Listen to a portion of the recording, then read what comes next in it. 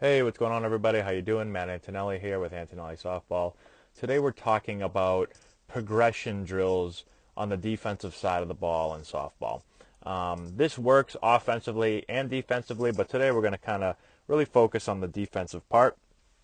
And so I'm a huge fan of doing progression drills. What I mean by that, if you think of it from the offensive side of the ball, as a hitter, you're never going to get in to practice and go right into batting practice. At least you shouldn't, right? You're not going to get right into a game and just go ahead and start hitting live pitching.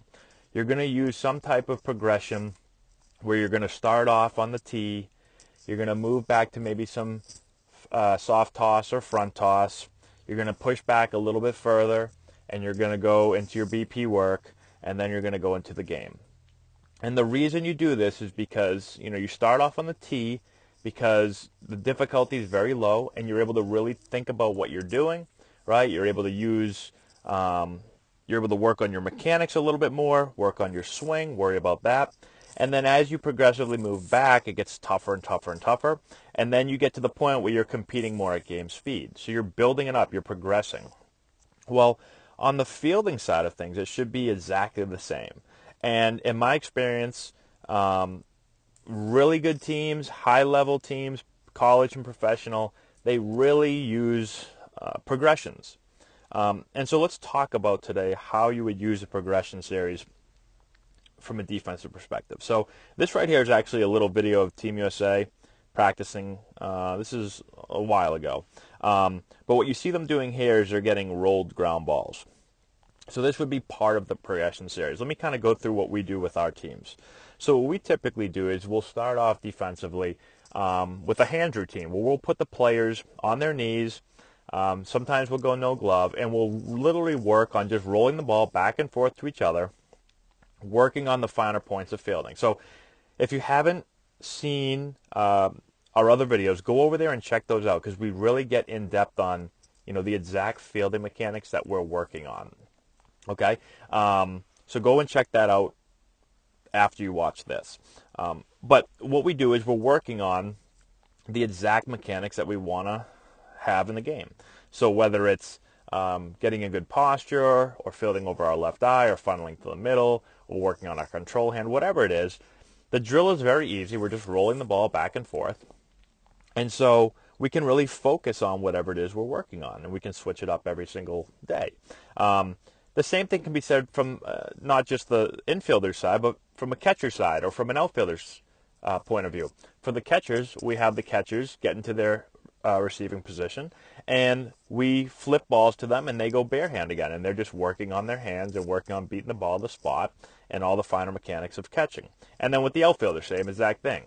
They may go barehanded, and they're going to work on their drops, and we're going to just toss balls over their head. So the idea is we start there, and then we move back from there. So for infielders, we'll go from rolling balls there, very close to putting our gloves on and doing the same hands routine, and then we push back, and we'll do something kind of like this, where we're going to roll the balls, and we're going to try to get them to field all the different types of balls they're going to get. And that's what they do here. So they're working on balls to their left, and then they'll go balls to their right. They'll go slow rollers. So they're trying to any ball that you'll be asked to do in a game, they're going to try to practice it so that when you get in the game, you feel like you've been there before. You've done it 100,000 times, and your body just kind of knows what to do instinctively. So once we do that, once we go through rolling and working on whatever drill it is we're doing, then we push back a little bit further, and we go with a fungo. So then we're gonna hit the ball to the players. Okay, and then maybe from the catcher's position, you're putting them on, let's say, maybe a machine. So we use a hack attack machine where the catchers can really get a lot of work on the machine, and we start to increase the speed a little bit. Again, outfielders, maybe they're getting just some fungoed fly balls. So then from there, we typically go to somebody flipping a ball to the fungo hitter. So now we'll have someone flip a ball, and the fungo hitter is able to swing a little bit harder. It's a little bit more game-like, so now the ground balls are even harder. And you can do that with the outfielders also. So now we're getting closer and closer to game speed. The ultimate goal is to get up to game speed. In my opinion, a lot of players practice below game speed way too much. If you think about other sports, if you think about basketball, if you think about football, those sports practice at game speed a lot. They try to practice above game speed to make the game easy. So baseball and softball, for me, practice below game speed too much. So it's really important to try to get up to game speed. And so after we do that fungal work, then what we'll do is then you get into your fielding off of batting practice, all right? So get to your positions, and now we've got a live hitter hitting, and now we're able to really get up to game speed and be able to get a lot of reps. And we can do that from a defense, from an outfield perspective, infield perspective.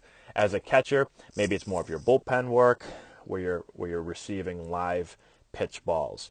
So it's really important to go through those steps to build it up, to increase the difficulty as you go. So again, on one side of the spectrum, you're able to really work on whether it's your, fielding mechanics or hitting mechanics, if you're looking at it offensively, whatever it is, you're able to work on those mechanics. And then as the drills get difficult, more and more difficult, as the speed picks up, you go away from the mechanics a little bit more, and then you just start to compete at game speed. And so you're working on both. It's important to blend both, your mechanics and then also your ability to compete and get used to playing at game speed without overthinking it and just letting your instincts and your body just kind of take over. So hopefully that makes sense to you guys. Let me know if you have any questions in the comment section below. Subscribe to the channel if you're not done so already. Share the video with all your friends. I would really appreciate that. And that's all I got. Thank you so much for watching, and we'll talk to you later.